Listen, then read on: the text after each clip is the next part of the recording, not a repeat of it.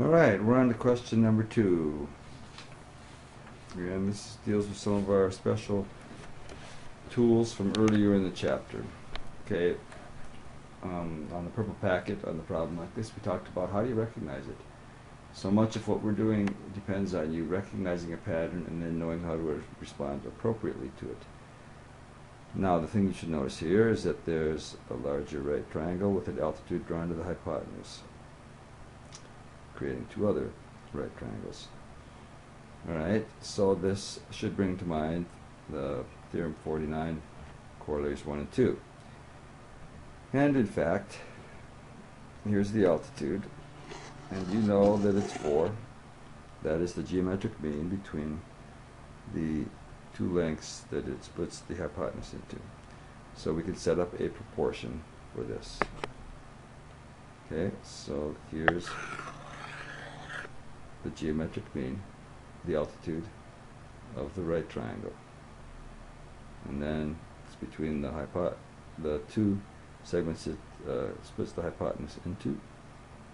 So we can cross multiply. 3x equals 16, and divide by 3,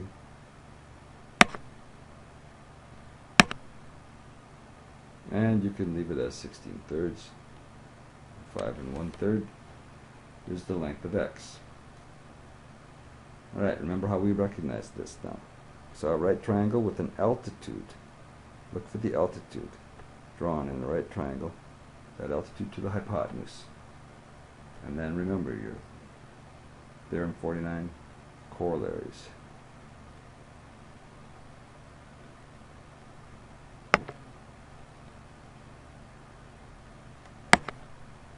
Alright, here's the next one in this group.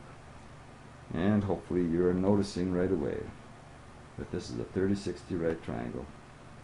Because if you see that, you can have a pretty easy time with this.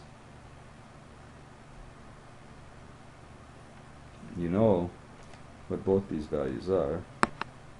X is 5 times the square root of 3, and you were asked to give the exact value. That is the exact value. 5 times the square root of 3.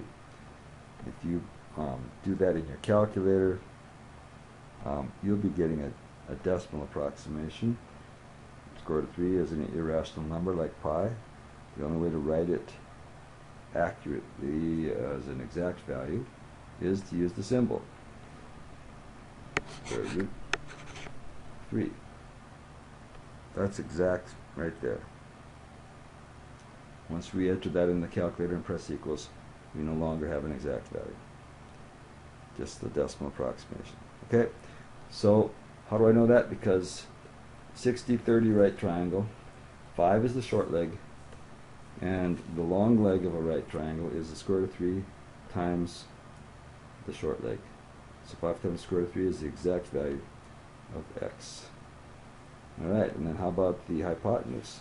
Well, that's even easier. It's just twice whatever the short leg is. The short leg is 5. 2 times 5 is 10. And you're done. Easy.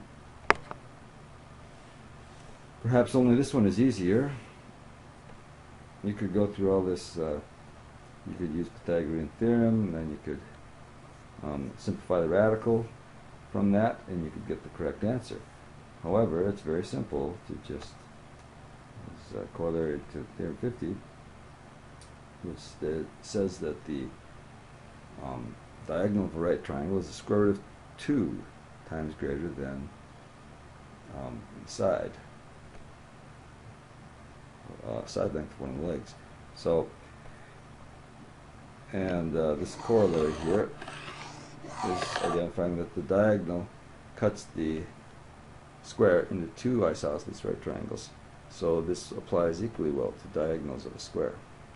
So the exact value, 6 times square root of 2, and you're done with this problem.